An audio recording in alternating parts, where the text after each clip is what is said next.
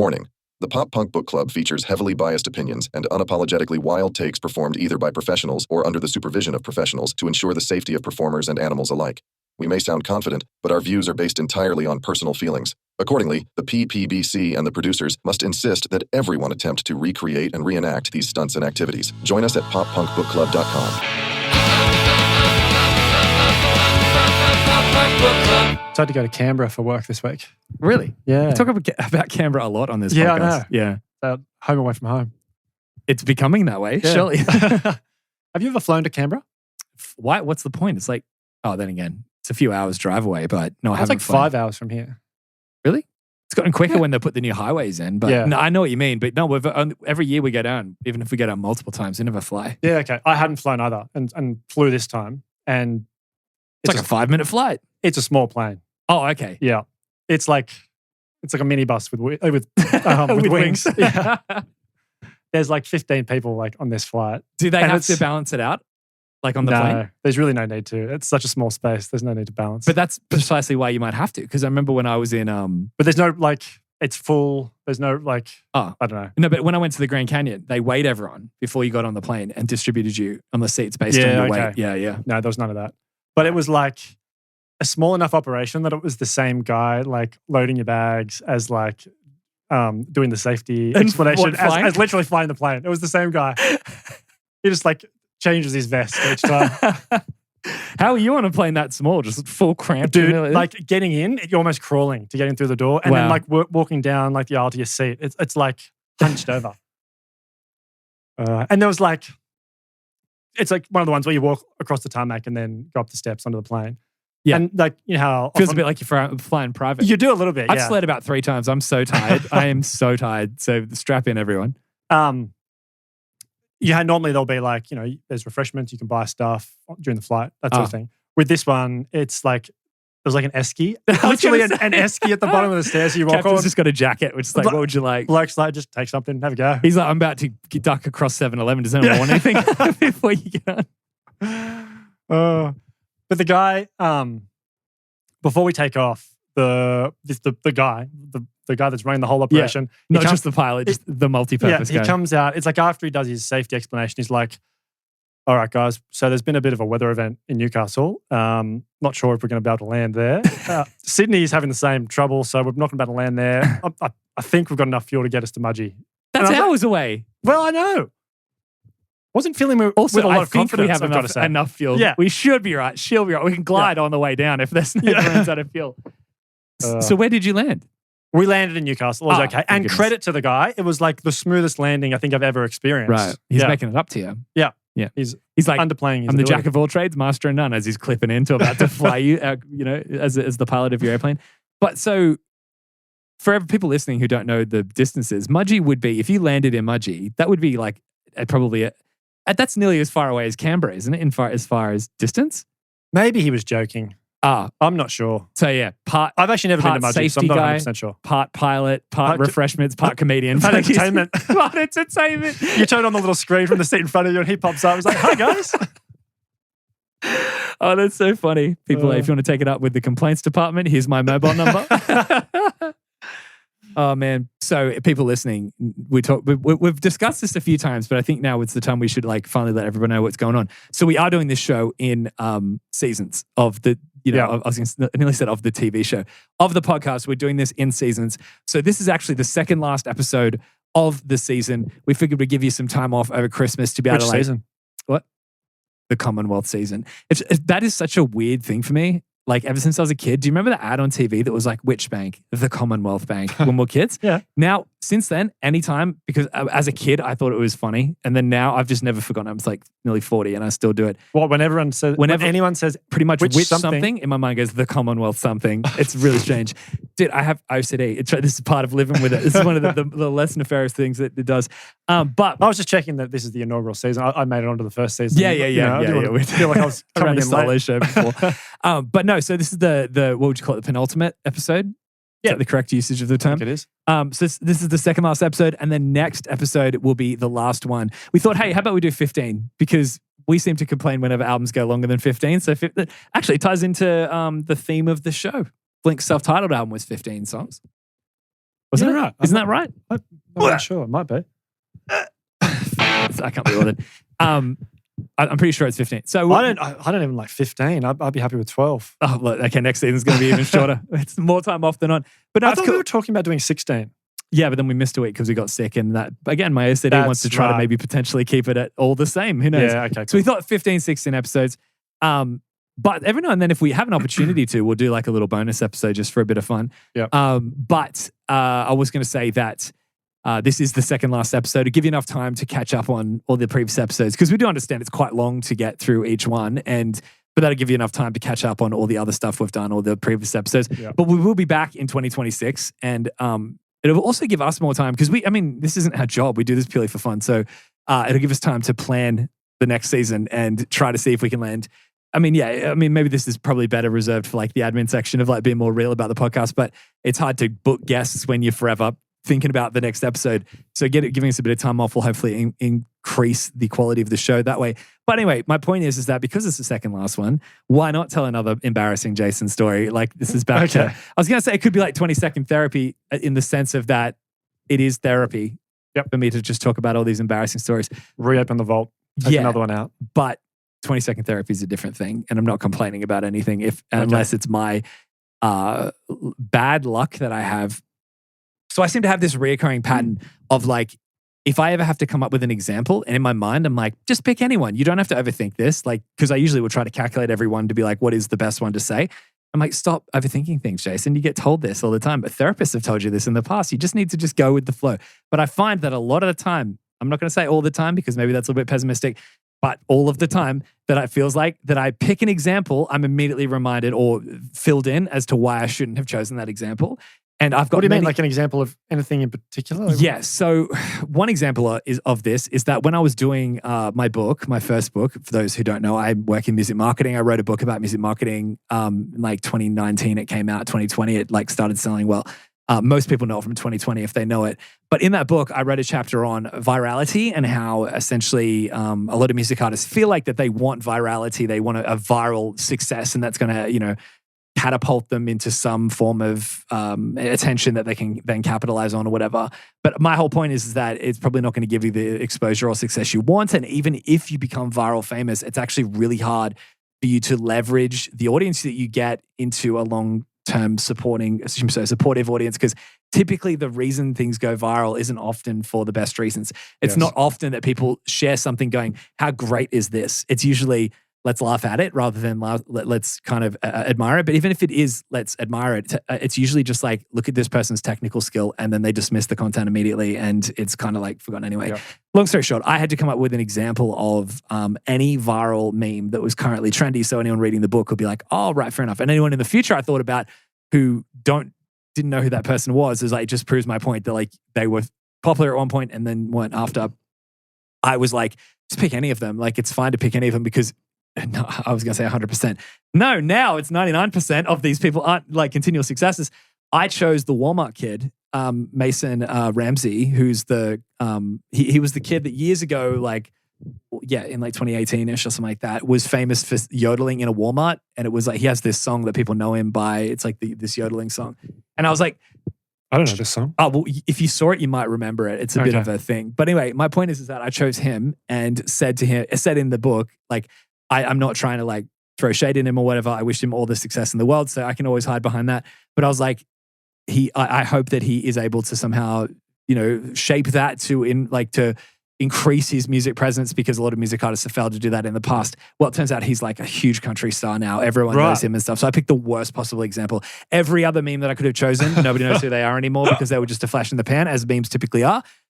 Mason Ramsey is huge. Drives around in a Lamborghini on TikTok and stuff. Like he's massive. Why did I pick the guy in the country music scene? Yeah. They will always support their own.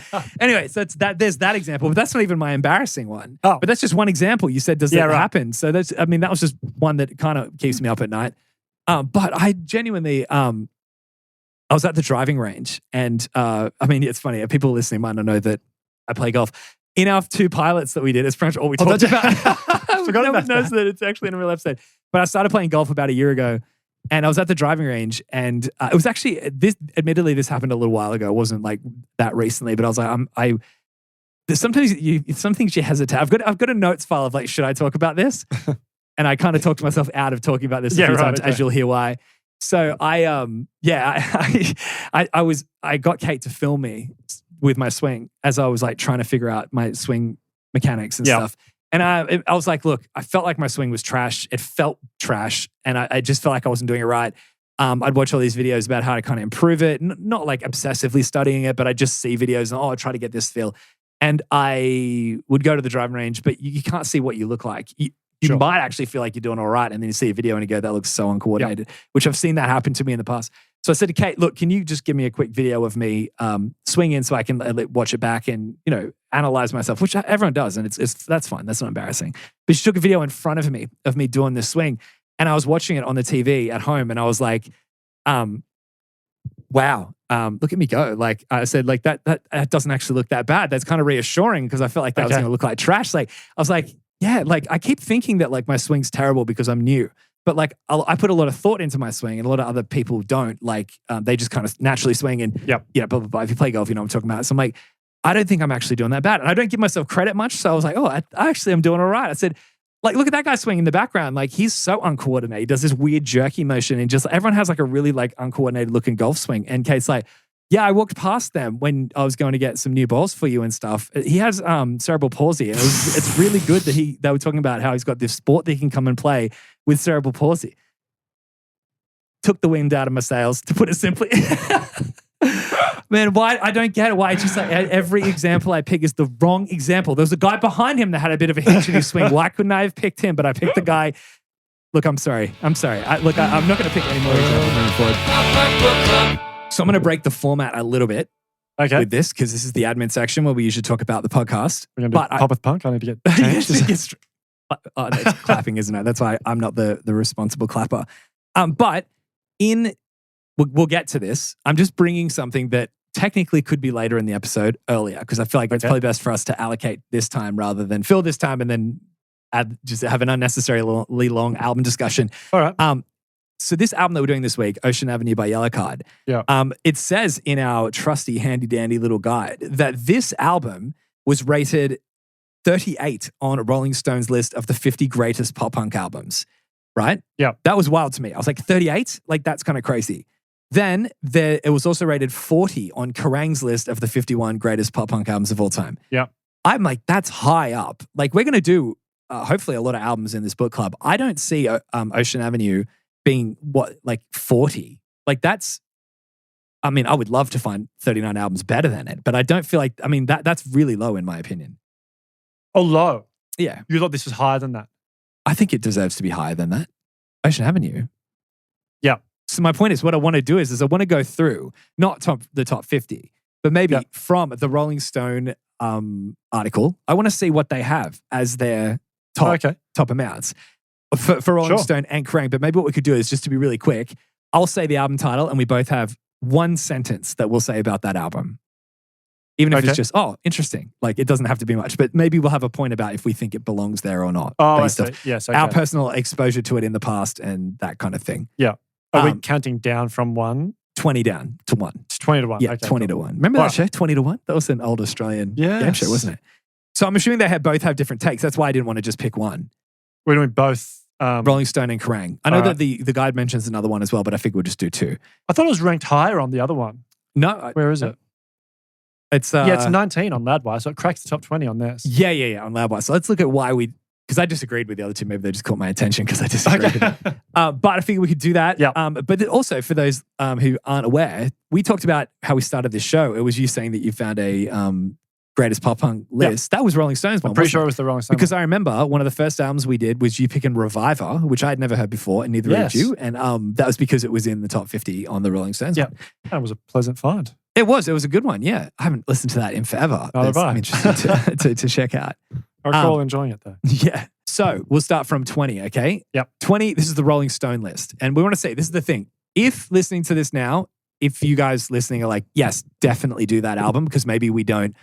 Maybe we both say, oh, I haven't heard that one before. And it's like, people might be like absolutely add that. Then let us know, because it'll inform season 2. So we can make sure that we can get stuff that people want. I expect we're going to end up doing most of these though. Of course, way. over time. But if people like, no, you need to kind of rush that one forward, then that would be fantastic. I keep trying to click to close an ad, and it is just opening it in a new tab every time I do, which is just drives me crazy. While we're on this subject, I don't know whether it's going to be in the top ads. Yeah, you said on the subject. I was not on the complaining subject of about ads. I've been listening, and there's a poster of it right there. I've been listening to the Screeching Weasel album, Same. Bark That's Like really a Dog. weird. Yeah, like, I've had that on through the week as well. endlessly. How weird's that? I'm going to add that to the schedule for season 2 for sure. Yeah, for sure. That is so strange because it came up on a like a playlist of my Plex amp, and I was like, oh, I want to listen to that again. Yeah, real good. Reminded me also the Lillingtons. Oh yeah, because we listened to it around the same time, not because they sound particularly similar. Oh, okay. I was going to say it. Yeah. Screeching Weasel, I heard like a couple songs a song came on, and one in particular, I was like, oh, I forgot about this. How good this album was. Of all like the 90s punk bands and pop punk bands, I feel like they are the most closely related to the Ramones. Yeah, that was exactly my Ramones. thoughts. I was like, wow, I was about to say that. They are so much like, they've taken everything that should be pop punk about the Ramones and made it good. Yeah. Anyway. All right, let's get into it. So Rolling Stone, number 20. I hit that ad again. Sick one. This isn't going to just make me snap out on the podcast. All-time low, So Wrong It's Right. I feel like that's fair. I never was a fan. Okay. That's the one with Di Maria, right? I think so. That's a pretty good album. I would say that was when like pop punk became a bit more emo, in my opinion. Yeah, but it's very heavily rooted, I think, in like early 2000s pop punk. Sure. Anyway. We immediately screwed up on the one sentence again. Good Charlotte, the Young and the Hopeless. I'm surprised that's top 20. Me too. I never connected with it. Yeah. 18, Bad Religion, Stranger Than Fiction. That's a fair call. Keen to listen. Yes. I've always loved Bad Religion. Don't know. I haven't listened to a full album, so I'm really keen. That's like their major label debut. 17, Rancid and Out Come the Wolves. I haven't listened to a lot of Rancid. Rancid is sick. That would be a good one to do in season, in like an upcoming season. Yeah. 16, Green Day, American Idiot. I love that album. I know you're not a massive fan. No, prefer other Green Day. Yeah. Haven't I grown? Because I wouldn't have said that a couple of years ago. Yeah, you were very diplomatic about that. Thank you, Jayson. 15, Sum 41, All Killer No Filler. Yeah. Let's get Steve back to do that one. Yeah. 14, Newfound Glory, Self-Titled. Yep. Banger. That's I like Sticks and really Stones better. Yeah, that's got Sincerely Me on it though, which is just an all-time song. Dressed to Kill. Oh my God, yeah. Yeah, absolutely huge songs on that one. 13, Smash. Cool. Not in my top 10 either. Yeah. Neither of us. We've both bumped it out. 12, Jawbreaker, 24-hour revenge therapy. I don't know Jawbreaker all that well. Neither. So they're like more an emo style band. They're in the book you got me. There's a story about Jawbreaker, and I'll be keen to check them out after that. Yeah. 11, NoFX, Punk in Trouble. That should be higher. I'm so tired that I nearly said that the right way. Nearly said Drink in Public. Every time I say that album, I think, did I say that correctly? I'm keen to do that one. As if that shouldn't be top 10 though. As far as like influential pop punk stuff, for sure. 10, Misfits, Walk Among Us. I'm not a Misfits fan. Neither. I've never really heard them. 9, Paramore, Riot. Surprising. Yeah. But that's above the others. Good album, a really good album, but I wouldn't put it top 10. No, and I wouldn't particularly call Paramore pop punk like the other bands. In modern parlance, or like the way they're perceived now, I think they do get spoken of quite, like as, let's not get into this area again, but they do get spoken of as being pop punk. Yeah, sure. There'll be people that, everyone loves to chat a genre. 8, Dude Ranch, Blink-182. Yeah, that's top 10. Easy, Understandable. for sure. Yeah. That wouldn't be the Blink album I'd choose for if I had to pick one bar for influential pop punk, but maybe they have two. Who knows? It depends if you're talking about influential. Like, I don't think it's their most influential album. It might be my favorite of their albums, though. Really? I think so. All right. Better than Enema? I think so. We'll see. The pop punks, the book club's here to test that out. Yeah. All right. 7, Generation X by Generation X. I don't really know them. I don't know who that is. Yeah. I haven't heard that before. Sorry for my naivety. Number 6, Buzzcocks, Singles Going Steady. Yeah, I haven't really listened to a heap of the Buzzcocks. Neither. Yeah. I think the is it oldest Buzzcocks or is it Buzzcocks? This is just Buzzcocks. Yeah. Okay. I a song called Orgasm Addict. Apparently, I just scrolled to that part. The oldest I've probably gone is Ramones. Yeah. Not saying that I'm not sure where this is around that, but I'm saying that's pretty much similar time. I've gone. 5, Fall Out Boy, Take This to Your Grave. Better than all those other ones. Yes, it's again like it's some incredible songs on that album. Tell That Mick is incredible. Grand Theft Autumn is incredible. Grand Theft Autumn is amazing. Yeah, but it's not this high. The whole album shouldn't be in the top 5 best pop punk albums ever. No. Maybe because it was like it introduced a bit more like emo, which this genre, and who knows what the rating criteria is. Descendants, Milo Goes to College. Yeah. Very keen to listen to that one. Yeah. There's actually a Descendants album I enjoy more, which is what I don't want to grow up or something like that. Okay. Yeah. 3, Ramones, Rocket to Russia. Interesting. You wouldn't get self-titled? I haven't heard Rocket to Russia, but I've just always heard about how influential self-titled is. Yeah. Yeah. Surprising. Okay. Yeah. 2, Enema of the State. There you go. I would say that should be in the top 5. That definitely should be for sure. Yeah. And then number 1, Dookie. Understandable. Yeah. Okay. Look at me. Look at the growth. Because, Enema is, I've said that might be my favorite album of all time, as the book club will prove, because I think that I can't think of this. I expect it will. Yeah. When you give a flame to every single song on the album, bar maybe 2. But that's the thing is, I like the fact that I even say that I can understand the position of green, Dookie being at 1. I've grown. Yeah. This podcast has turned me into a better man. All right, time for the Kerrang article. Already different. Number 20, The Vandals. Hitler bad, Vandals good. Oh, okay. That Jerry Finn did that album because Steve-O told us about that when he was here for Does This Look Effect, and I listened to it, and it's so clear and nice production. I'm like, it sounds like Jerry Finn. I'm really keen. I would be keen to check that one out for sure. Yeah. 19, The Get Up Kids. Something to write home about. Not a massive Get Up Kids fan. I never really listened to it, so I wouldn't know. Oh, but this is so strange. 18, Motion City Soundtrack, My Dinosaur Life, out of all the albums. Right. I played the crap out of that album in about 2010-ish. Is that when it came? Yeah, that's when it came out. I listened to that album so much. I don't know that I've ever listened to it. I listened to, knowing me, it was the first, one song over and over again. It was Worker Bee, the opener on that. I love that song so much. In the top 20. That's huge to me because there are better Motion City Soundtrack albums than that. I mean, I haven't heard it, but I can't believe, it could be better than Commit This to Memory. Oh, yeah, yeah. Or even, what's the one came up after that with Is This Real on it and stuff. Yeah. I know it. I'm just mentally blanking on it. I can't remember the name even of it. If it kills me. Even if it kills me. It's also less pop punk though, that one. Yeah, but even like their first album, I'm the Movie, I think that is better than My Dinosaur Life. Not that I don't like it. I just, I think they've got better albums. Then Rancid, Out Come the Wolves. We'll skip the ones I've already talked about. All Time Low, Nothing Personal. I never listened to much. Don't know that one. Then Dude Ranch, All Killer No Filler, Operation Ivy, Energy. Heard so much about Operation Ivy whenever I read about pop punk history. They always get brought up. I've listened to a bit. Yeah, right. I mean, they're Scar, aren't they? There's a bit of Scar, yeah. Right. Yeah. Good Charlotte, The Young and the Hopeless. That's one we've already talked about, isn't it? Yeah. We already talked about. Is that the same one? Yeah. That's one with like the anthem and that on it. Yes. Okay. I want to again top 20. Like this. What's the one that with surprising. Like Little Things and Motivation Proclamation and stuff? I think it's the one before that, and I think that's just Okay. I think it's self-titled. Yeah. They also gave a high rating to Take This to Your Grave by Fall Out Boy. They gave that at 11. Yeah. Number 10, The Wonder Years, Suburbia. Don't know them. Haven't really listened to much to The Wonder Years. Which I got downvoted for on Reddit when someone said, when we talked about the draft, they were like, you obviously haven't heard, like, where's The Wonder Years, this song? I was like, I haven't really heard much of them. I'll check them out. And people downvoted me. Reddit's weird. A Day to Remember, Homesick. I've never thought Day to Remember a pop punk, but that's maybe my own prejudice. They're not my thing really either. Yeah. I thought that might be the case. 8, Paramore, All We Know Is Falling. Yeah. Interesting. Okay. That's a bit more pop punk though. Yeah. But again, I'm surprised did you say 8? Yeah.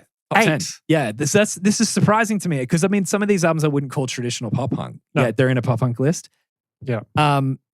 Offspring, Smash at 7, Punk in Drublic at 6, Ramones, Rock and Roll High School. So they went to a different. Isn't Rock and Roll? I know that song. And I know that I must know a bit of that album then. Is that in Tony Hawk's or something? I don't know. Number 4, Milo Goes to College. And then number 3, Sticks and Stones by Newfound Glory, which I think is a more representative pop punk album than the self-titled. And then Dookie and Enema. Yeah. Well done. All right. So, I mean, those were our quick thoughts on that. If you want any of them in season 2, well, I guess just let us know or whatever. But it was interesting to read that. But again, just so surprising that what people consider. Can we look at the top 20 of rock sound or? You mean Loudwire, right? Okay. I'll look it up. Loudwire, pop, punk albums. Okay, here we go. So you want it from 20? We'll go fast? Yeah. All right, here we go. Well, at 20, they got Sticks and Stones by Newfound Glory. Yep. 19, they got Ocean Avenue by Yellowcard. Okay. So we're talking about. We knew that. Number 18, Good Charlotte, Young and the Hopeless. All 3 have put it in the top 20. Dude Ranch by Blink at 17. Does This Look Infected is the first time we've seen that, 16. But then there might be people who are like, that's not pop punk. I guess so. Yeah. MXPX, Life in General at 15. Ooh, that's a good one. That's good, yeah. Yep. Alkaline Trio, From Here to the Infirmary. Were you a big Alkaline Trio fan? No, not that I didn't like them. I wasn't exposed to much because it was hard to obtain music. You know, like it's weird when you talk about bands. It's almost like people may assume you just didn't look them up, and it's like, well, we didn't have streaming services. You'd have to find someone with the album. Yeah, and I didn't know. I only knew one song, Radio. I've got a big bone to pick. Oh, I believe the show anyway. It doesn't matter. I used to love that song. Is that Radio? I think it's called I'm not Radio. sure. There's another song of theirs. I heard a new single by them, like that came out in the last year or two, and it sounded awesome. It was like them playing in the film clip, like in a like a drained swimming pool. Cool. It was very cool. Alkaline Trio, From Here to Infirmary. A Day to Remember, Homesick. Again, strange. Midtown, Living Well is the Best Revenge. We listened to that forever ago, and it was pretty good. Yeah. Top 20 though. Green Day, American Idiot. Oh, Saves the Day, but through being cool. Oh yeah. There we go. Happy about that one. Number 9, here we go. Say it like you mean it by The Starting Line. Why hasn't that been in the other 2 lists in the top 20? Yeah. I feel like that should be in the top 20 of like most like best influential pop punk albums. 8, they got Jimmy Eat Well, Bleed American. That's different. We haven't heard that on the other 2. Yeah. Another fantastic album. Yep. Paramore's Ride at 7. Newfound Glory's self-titled album at 6, not Six and Stones. Sum 41 or Killer No Filler at 5. Fall Out Boy From Under the Cork Tree, which I don't, again, I think I like Take This to Your Grave a bit better. Okay. But Sugar We're Going Down, I know it's a hugely popular song. That's such a good song. Oh, like, sure. I loved that album. That was the album that got me into the band. Oh, right. Okay. Yeah. Nice. For me, it was Grand Theft Auto was just the song that hooked me when I was a kid. Okay. Loved that. Then Descendants, Marla Goes to College at 3, Anima at 2, and then Dookie at 1. So it's pretty similar. Yeah. So again, any new ones in that one, let us know and we'll add it to season 2. All right. If you want Saves the Day. Uh-huh. If you want Saves the Day in season 2. I did have them on before we revised the schedule down to fit the season. I had a Saves the Day album on there, which I think you might like. I do want to do it because I think I can win you over. Okay. It's not the sort of music I think you have associated Saves the Day with. Yeah. We should have rearranged the the studio so it's like we're sitting opposite each other and I'm just like folded up sitting like Shark Tank and you have to do a presentation about Save the Day. So, we've already spoiled it. We know what we're doing. Yeah, I mean the title spoils it. Spoiled it last week when we said what we're doing. Ocean Avenue by Yellowcard. Yes. Do you remember how you got into Yellowcard? Back in the day, we used to download videos of punk rock vids on EFnet or whatever, and they took so long to download. They took like a whole night to get one video. Yeah. But then we'd end up just coming to school and giving each other like data CDs of like, I got Taking Back Sunday performing Q Without the E at some random Warped Tour festival. And I think there was a Yellowcard performance that was passed around at like of one of the live shows, like a bootleg recording in a live show.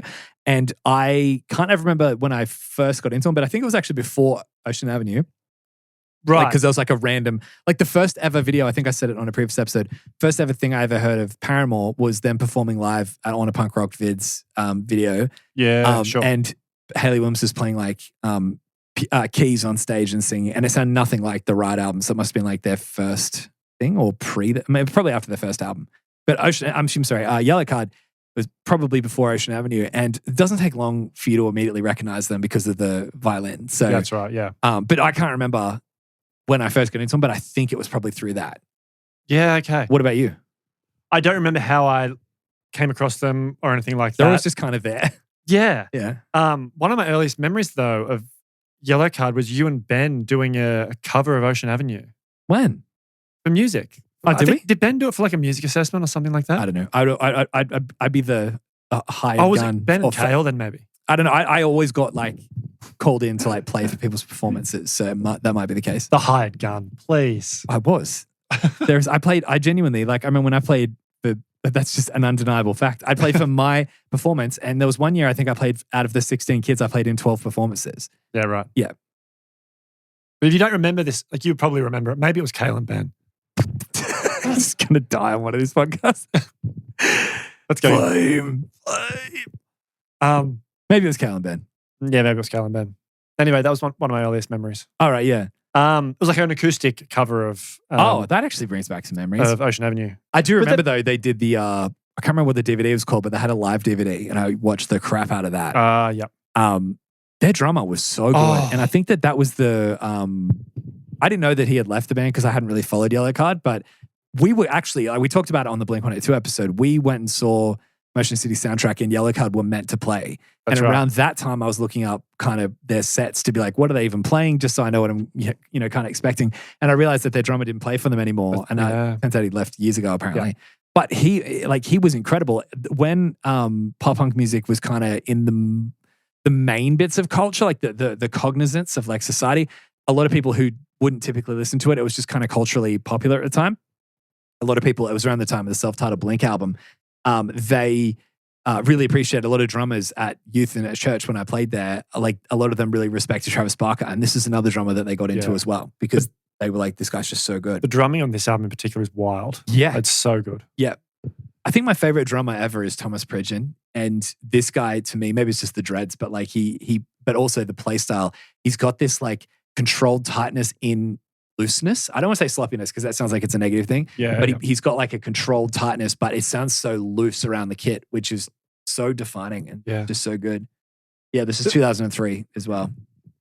They've been around since 97 though. Yeah, this is their fourth studio album. Third or fourth? Yeah, fourth. Yep. Fourth, yeah. Yep. Have you listened much to their earlier stuff? No. Yeah. Have you? It's very different. Yeah, I would expect it to be very different, but I'm not sure in which way. More more rocky? Hardcore punk. Oh. Well, like it's punk and with a little bit of hardcore punk thrown in there. Actually, I know now how I got into Yellowcard. Do you remember I brought it up a couple times, the Caddy of a Year CDs? I'm fairly certain that there was a Yellowcard song on one of them, and Yellowcard sounded nothing like this. And I remember thinking to myself when I heard Ocean Avenue, is this the same band? Because like I thought Yellowcard was a totally different, like post-hardcore, almost all pop punk. But not pop punk. It's just like they had this like hardcore element to them, like hardcore punk. Yeah. It was a different vocalist. Really? And yeah. So did Ryan Keyes, the guy's name, right? Was he in the band at the time? So he was doing some guest vocals. I think he might have been in another like Florida band. Oh. That was friends with them. He was doing like some like guest vocals and some backing vocal type stuff, but wasn't actually in the band. Right. Okay. That's really strange. I had no idea. And I think it might have been the same with Sean Mackin, the violinist. I think he was only doing like some guest stuff initially. Wow. So you kind of like move in and it becomes your band. Like the violin and Ryan are like the two most popular or the most identifiable sounds of Yellowcard. For sure. But so their first, I haven't listened to their first album, which is called Midget Tossing. How much stuff can was just said as a joke back then? There's just now you're like, you couldn't get that past like the first run of exactly. It wouldn't even get past the room if you'd be like, I'm thinking about this is an album title. I think they've basically self-cancelled it. Just there's like no wiki page for it. From it doesn't exist on streaming services. Yeah. Anyway, that's funny. But I've listened to their second album, which is Where We Stand, which is that one with like the dragon on the front. Have you seen that? No, I don't know. Okay. Don't know I haven't listened to a heap of it, but I was listening to it this week just because I was like, I'm interested to know like what their older stuff sounded like, given that they've been around for ages. Yeah. And yeah, that's like proper punk with a bit of hardcore influence. Yeah, and then they do one more album after that, which kind of feels. No, there was one album, and then Ryan Key came in, and that's when they kind of transitioned more to like a pop punk style. Like it sounds like he maybe brought that influence. How many albums was he on? Like before this one? One before this. Oh, right. Okay. Yeah. Which again it's kind of like a little bit of a bridge. Like it's probably punkier than this one. Maybe but it's definitely like getting towards this kind of style. Right. Because you would have to transition to it. You couldn't just be like, hey, I'm new and we're completely changing genres. Yeah, exactly. But have a go at this. So I've found a list of like artists that he has cited as like his influences. Yep. And so it's like Third Eye Blind, Radiohead, No Use for a Name, Foo Fighters, Weezer, Coldplay, Propaganda, Soundgarden, Pearl Jam, Nirvana, Smashing Pumpkins, NoFX, Michael Jackson, and Madonna. Wow. So he just likes good music. Such a diverse. Yeah, he just likes good music. Like obviously there's a bit of grunge in there, but then otherwise it's just like quite diverse. By the sounds of it and with the songwriting stuff that he does, he probably would be a good producer. Like he's got that kind of approach to writing and that type of thing. He's obviously a great vocalist. Yeah, yeah. Don't you find that like he writes really structured melodies? Yes. And they're quite like, it's like they're satisfying. You know how like we've spoken about like Blink melodies are like that nursery rhyme type thing. Nursery rhyme? Yeah. Yeah. Where it's like it goes up and it comes down. Yeah. And like they're all resolved quite nicely. Yeah. Satisfying is the right word. It fits the unconscious expectations you have for it to resolve. Don't you find that like, particularly on this album that you're going to do, like a lot of his melodies kind of a lot like that? Yeah. I hadn't thought about it like that till you said that, but I know what you mean. Like there's nothing that makes you go, oh, I wish they did something different. But yeah, I like that. It says here that it was produced by Neil Avron, who has also worked with Newfound Glory and Fall Out Boy, among other bands. And I'm like, well, you can kind of hear that. Like, it's got that. It's almost like you can hear that whoever produced this had a clear understanding of what pop punk is at the time. You know what I mean? And this album sounds amazing. Yeah, it does. And also it was mixed by Tom Lord Alge, sorry. And I said, of course, that's why it sounds so good. Yeah. Like Tom Lord Alge has done like everything. Yeah. But also, do you know his brother, Chris Lord Alge? Or CLA? CLA has pretty much done any like Tom Lord Alge has done like so many underground bands, and CLA has done so many massive pop hits. Oh, like, right. Yeah, in the mixing world, they're like maybe the most recognizable, definitely the most recognizable brothers that have mixed and stuff. But they like CLA is a legend and TLA is a legend as well. But so many genres, so many different sounds, and they're all just like so good at what they do. I remember at one stage seeing something on YouTube, which was just like a cut together clip of like all these different albums that Tom Lord Alge has mixed, and it's just like it's super diverse, but it's all these massive albums. He did Define the Great Line by Under Oath as well. Yeah, okay. Yeah. But he's done all the Blink albums. Yeah. And then, but Chris Lord Alge does like radio hits more often. Yeah, okay. Talented they're legend. Pair of brothers. Oh yeah, absolutely. What's in the water in the Lord Alge house? Algae. I nearly said that. You got to it for me.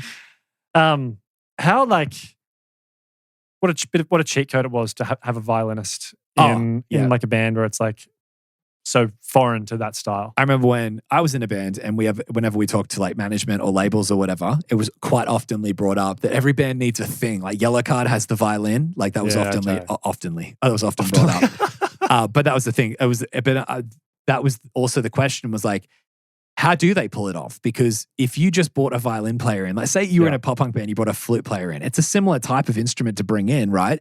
Obviously it's not the exact same, but like you could bring in something like that. It's like, how is it not gimmicky? Like if you did that, it would be like, oh, that's just because you're trying to stand out. But Yellowcard did it and owned it and did it really well. Yeah. I think what adds to what is so good about the violin in Yellowcard and why they pulled it off so well is because he's really good at violin, of course. 2, sonically it fits really well. 3, he plays with a lot of energy on stage. And 4, he does really good backing vocals. So he's running around. He's almost like Jesse from Motion City Soundtrack. I was just about to say that. Yeah. He's brings like so much energy to the show. Yeah, you kind of got to do that. It's also with like Chris from Under Oath too. Whenever you're doing, if you have a job that keeps you kind of stationary and is typically one of the more unexpected instruments, it's almost like you have to like be the stage presence guy as well. Yes. Particularly if you're playing an instrument where you don't feature constantly. Like if you're playing guitar, like you're going to be in the song constantly, pretty much. Yeah. There's going to be a couple of brief moments where you're not playing. Whereas for this guy, like there are like whole sections where there's no violin. That's exactly right. And that's a good point because it kind of ties into the other one. Like a lot of other bands would just overdo it and it would be so saturated with violin and it would just get tiring. But they utilize him really well in this. Yeah. But when there's moments on this album that it is the perfect, it's almost like, yeah, sure, they have a violin player so they could write to the violin. But there's other songs where it's like, they would write a song and you'd naturally go, we should put strings over that section. And they've got a string player in the band. Like that's just so perfect. And that's why it does so well. Yeah. Because it's not just a string section. It's a guy that's in the band. It's a different approach to writing because he's okay to stand out and be the solo player at that time. Yep. A lot of string sections may just like fit into the background and just flow and sit behind you, which would not have the same energy. Yep. So yeah, I think it's great. Okay. Way. I gave this one a crown. Crown. Yeah. I said great. Oh, did you? Yeah. That's really interesting because I'll get straight to it. This is actually a note I have down. I said I nearly gave this one a great. Like I was the exact same. That's so strange how in sync we are sometimes. I said just snuck in as a crown, I think. It was just enough for me to go, nah, this is a banger, but like it's barely there. What is it that makes it a banger for you? As in what makes it tick over? What tips the balance into crown for you? Just how I guess the iconicness of the song. It's just the chorus is so big and loud and strong. Yeah. But I don't think it has like undeniable crown energy. So I can understand a great. I nearly gave it a great. And I was like, I should give this a crown. This should be a crown. Yeah. But so my experience listening to this album this time has been, there's a couple of songs on here that I was obsessed with when I would listen to this album back in 2003, 2004. Yeah. Was this one of them? This was one of them. Yeah. And now I'm like, I can appreciate this is an awesome song. Yeah. But it's not like amping me up the way it used to. Like it's not moving me the same way. And there's other songs on the record I'm more looking forward to listening to. And I think that's why for me I gave it a great. Like, can't deny this is a fantastic song. Right. But it just doesn't move me the way a Crown song would. I don't know what it is, but... Which is strange to me because you are typically or more commonly the one who gets into the more emo, like darker, minor sounding progression type songs. Like that's all the songs you've rated higher than me usually. If there's a big gap, it might be because of that. So I thought this would be more in line with the kind of sound that you'd be looking for. I said it is strange how minor and dark this is when Ocean Avenue is the sound everyone was expecting, because the single would bring them into the album and then they get hit with not one but two minor songs in a row at the very start. Yeah, right. So I thought that was interesting. Interesting point. And I'm not sure. I think Way Away was the lead single though. Yeah, but Ocean Avenue is the one that would have brought the most people in. Oh, I see. Yeah. Okay, fair enough. Yeah. I wish we saw this live. It's got such good live energy that I think it would go off live. As an opener live would be amazing. It's so aggressive, like when the full band comes in. I like going back to what you were saying before about the way they use the violin really effectively. I love how they integrate the violin with like the lead guitar parts. Yeah. And in here, that's what I think sonically they fit together. Yeah. You would think it would be hard, like as a lead guitarist, being like, how am I going to create room for you to do your thing, but me also get to do my thing? And they find ways that they can each be showcased, and other times when they can like just work together really effectively. And this is one where they work together. But like separate and then come together and then separate and then harmonize, like rather than just doing the same kind of thing together or give space to one another. And to me that shows no discredit to the guitarist, but to me that would almost show the musical knowledge of the violin player because he's probably been classically trained and understands how to fit into a track. Yes. It says here, frontman Ryan Key told Riot Fest in a 2022 interview, "We were going to play Way Away at a show long before there was actually going to be a new album. I sat in the front driver's seat of the van 30 minutes before he played, and I just had a feeling. I changed the entire verse, melody, and lyric. I actually wrote those verses in the van right before the show, and I don't remember what the old verses sounded like." I was like, that's crazy. When you hear stories like that more often than you would think about a music artist being like, it didn't feel right, so I did it, and it just came to us, and we didn't. Like we talked about on the Used album, how they wrote the new chorus to The Taste of Ink like straight away, even though they thought it was going to be a big deal to have to write it. When something feels right, it's right. Yeah. But the verses and the chorus are so solid in this that like it needed to be this. I can't imagine it any other way, really. No. Wish there was a demo out there of the original. Yeah, definitely. I think that this is a really, really solid opener too. So I think that's why I felt like this might be one of the songs that, I mean, admittedly, on a lot of other albums, I might rate songs lower than other people would, and they might hear me give a rating and go, "Are you kidding me? That song's definitely a crown. You just gave it a good." Yeah. But I think that this is one of the ones that maybe I thought I might have been, with all due respects, a little silly to rate as a great, because I'm like, it is a song that I do love so much. Personally, not anything about objectively. But I'm like, I did love this song when I was younger. I agree with you with it not affecting me the same way it did when I was younger, which immediately made me default to great. But then, as I said, I was like, no, it's for me personally, it's a crown, but it's barely one. Yeah, sure. Yeah, just on it.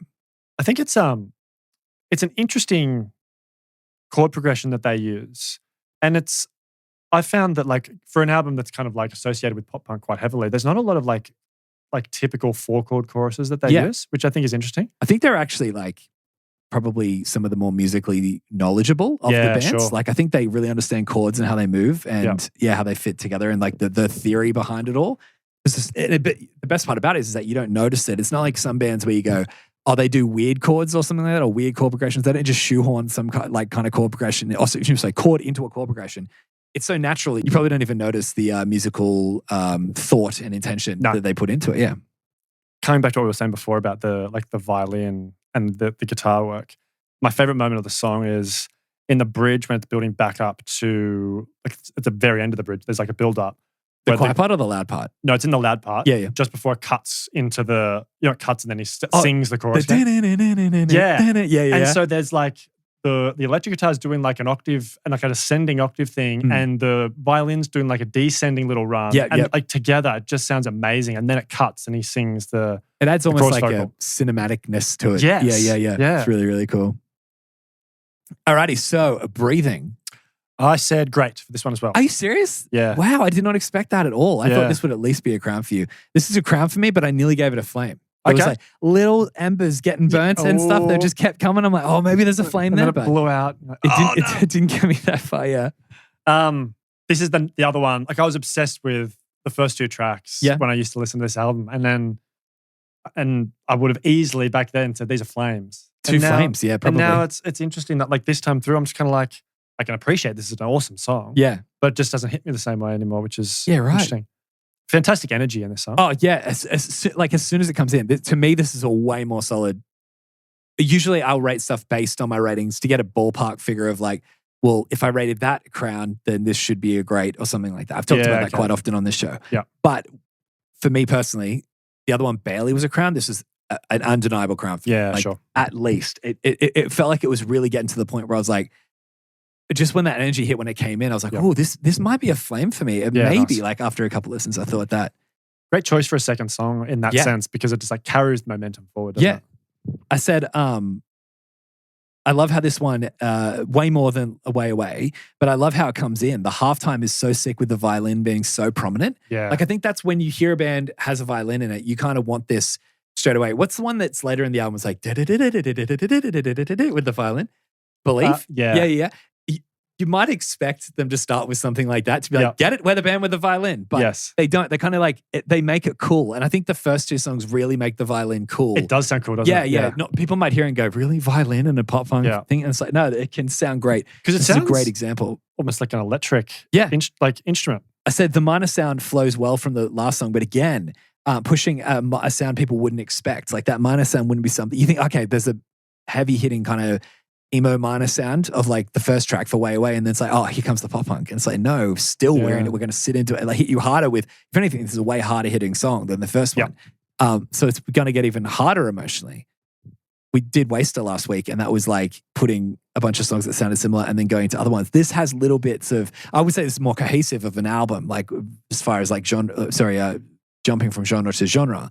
But I don't think that would, that's not a huge spoiler about my future ratings because Waster was so different for different songs. Yeah. But I feel like that they don't return to this sound as much. So it's like they wanted it in the start for a specific reason. And I think it's cool. You're right though. There really isn't another minor sounding song. No, not like this. Not like these two. But these two sound so similar. Like if anything, that might make you think, oh, apart from Ocean Avenue, is this just like it does this look affected? Like a really loud and minor kind of sound. Like it's a great chorus, but it doesn't elevate the song to a crown for me. Okay. I don't think it's a. Yeah, I understand what you're saying. Yeah, it's not a crown chorus. It's like a crown song. Yeah. Yeah. Well, that's really interesting because typically a song can be a crown just because it's like poppy and catchy and you go, that's an undeniable anthem kind of banger. This is like, to me, just like, it's got great energy, but it's beyond great energy for me. Yeah. I think that's cool. I can understand that. Yeah. I said it's an awesome ending when the riff comes through at the very end. Where it's like, because it does the where it's like my heart's sinking like a weight, and then as they're building up, the guitar's just going not just hitting the chords, but actually playing the riff, and then it finishes. I love that. And you're right, the violin like often moves counter to what everything else is doing. Is it doing in that section as well? There, I think it's like at the end. Yeah. All right, Ocean Avenue. I gave this one a crown. Yeah, me too. That's 3 crowns. 3 crowns. Yeah, that's pretty solid. This one's going to be up there. Yeah, I think so. Yeah. This one, I think. Unless they drop the ball halfway through. Dun, dun, dun. We'll see. Hard to think of a more iconic song for this like little period. Yeah. I found it really interesting that he said... for this genre. Yeah. He said that it sounds like I'm singing to some girl somewhere, but in actuality, what I try to do is sort of make the person I'm singing to a metaphor for our hometown. I kind of turned the place we're from into a person to sing to. There's definitely a time when we wanted to get out of there and go on and do what we're doing now. But at the same time, there was that feeling that I'm going to miss everything back home. And since he told me that, I was like, oh, I can hear that. Like I can hear exactly what he's singing about. Interesting though. Like you never would have thought that. I just thought it was a summer romance type song. Yeah. It sounds so summery. It sounds, it's one of the most perfect summer songs in pop punk. Yes. Yeah. Every band covered this song back in the day. Like it was just such a coverable song. Yeah. Yeah. So many times I had to play a covers gig, and this is always on the set list. It's a bit of a theme they've got as well, don't they? Like of that idea of leaving home. Yeah. It's a theme on a few of the songs, and which is strange because a lot of pop punk people, like bands, are just like, we want to get out of my hometown. Like I hate my hometown. And this is like, that became the cliche later. And this is always like kind of, I miss my hometown in a weird way. People that I think there's songs early on the record that are kind of like wanting to get out. Oh no, he's talking about now that like, oh, because didn't he say this was actually, was this the one where he said it's what they talked about in Way Away? Like no, that's the last one. Oh, right, sorry. Right, fair enough, yeah. But like the first song is clearly about wanting to get out. Yes, yeah. And then that makes sense. Like because they moved from Florida over to California. Right. And And that's clearly something they kept coming back to throughout on this album. Yeah. How wild is it that he said that Ocean Avenue almost didn't go on the record? Yeah. That's crazy. And now he's like, I still have a job because of that song. Yeah. That's a me producing Dookie level error. What was the song you wanted to cut? Longview. That's yeah. Boys, let's get rid of this song. He said, I'm really grateful for whatever day that was in March of 2003 that I came up with that melody because I still have a job today because of that song. Reminds me of the cover band for Killboy Power Shot for The Offspring. I still live in a house that The Offspring broke. I didn't have many notes for this song because I know it so well that I felt like I could just talk about it. But all I wrote was just a banger. What else there to say? What else is there to say about this song? Yeah. It's just so catchy. It's fun. I think that this has kind of got like a bit of all the small things energy in the sense that people who don't really know the band or the genre will know this song and typically love this song as well and know the chorus and can sing along to it. And I think it's a fair representation of the genre when it steps out into the world. I think Ocean Avenue is a fair That's a good point. Song that I'm happy for it to represent like in the music Olympics, like representing pop punk. Ocean Avenue is like, I think a fair representation. So I'm cool with its popular success. All the small things, on the other hand, I've always had a problem with that song. We'll talk about that. Yeah, when we get to Enema. Alrighty, so Empty Apartment. Crown. Okay, I nearly gave this. I thought I would give this a crown. I gave it a great. Okay. Yeah. Drop down. We have disagreements on crowns on this album quite significantly. This, I thought about giving this a flame. I love this song. Understand that. This is a very flamey song. I don't think this was a song I loved back in 2003, 2004. I agree with you, but like over the years, I've returned back to this album and I've fallen in love with this song, which is why I expected to at least give it a crown. I wouldn't have when I was a teenager, but I loved it. Interesting as that an adult, now revisiting it. So I assumed I was going to give it a crown. I just find that this song, like, it evokes such a feeling. That's why I think that it's so primed, like flame ready, so to speak. Yeah, I mean, flammable. It is. Isn't it weird that that's flammable and inflammable are the same thing? Yes. Imagine trying to learn English. Oh. I said my first note is trying to learn that, as you've probably experienced with Julia. Yeah, like trying to teach a kid what English language. I don't even know, man. You try teaching him a rule, and then you're like, oh, but hang on a second. Like, someone said that they were like English, and it was this English as a second language person. They said that English is just remembering. That there's no real rules to anything. It's just remembering how things are said. Yeah. And but also getting punished by everyone mocking you if you get something wrong and you say a word wrong and I'll never make that mistake again. It's humiliating. My first note for this that I wrote down was, it's just so sing-alongable. It's so easy to sing along with this song. Yep. I love this on the live DVD, by the way. I haven't got that as a note, but I remember when they did it live. Yeah. He plays on an electric guitar, I think. Yeah, it's very cool. But it's like, I mean, I know the song's called Empty Apartment, but there's such a feeling of emptiness in this song. And I think part of it is like, the first three songs have got like, they're so big sounding. Yes. And whereas this one it's much more open. Yeah. And that means that there's like space for different instruments to be like, sort of like showcase the different parts. So like when the bass comes in, there's like room for the bass to move. And then like, I think that like the best example is there's like that little bluesy riff between the first. It's a strange genre like influence in this song for sure. It is, yeah. But I agree with you. That was my second note. I said it's a great energy change positioning. Like we talk a lot about like, do you really want to put that song here on the album sort of thing? I feel like this is a good example of where you don't always have to put slow songs 3/4 of the way through, but this obviously in this case it's earlier. But I feel like this is a really smart choice after really loud and in your face kind of songs and then a huge big pop punk anthem. Let's just take a breath for a bit. Yep. And I think after such a loud and in-your-face songs, even Ocean Avenue is loud and in-your-face. It's not minor and like loud and aggressive. It's more like the chorus is huge. It's anthemic loud. Yes. Yep. It's like in major key. But I feel like the other two songs, because of their inherent nature and makeup, like chordally, if you want to say it that way, like the chord-wise, the way they're built, they are mammoths and they're huge, big, massive, strong dudes. Like wall of sound type thing. Yeah, but Ocean Avenue still achieves a similar thing without being such a big sound because of its song makeup, its composition. Yes. I said a good album is defined by how good its filler is, and this is definitely A tier. Like this isn't a single, but as people know who listen to the show, we don't use the word filler negatively, but this should be a filler song 4 songs in, and this is you're rating it a crown. I nearly did. Like it's A tier writing. The bridge of this song is epic. Everything you've said is my next note. We have aligned so much with that. Yeah. So I love how it gets loud in the bridge. Yeah. cutting back to like that, like the clean guitar with his vocal, and then like when it comes in with the big like hits, it's so good. Yeah, it's awesome. He says here on the side thing, in our guide, frontman Ryan Key told Riot Fest, "We did go through several member changes in the band, and I don't consider myself blameless at all. I certainly made my fair share of mistakes, but sometimes you're faced with the decision of, do you quit? Do we break up and just call it? Or do we move on without this person? None of these decisions were made by one person.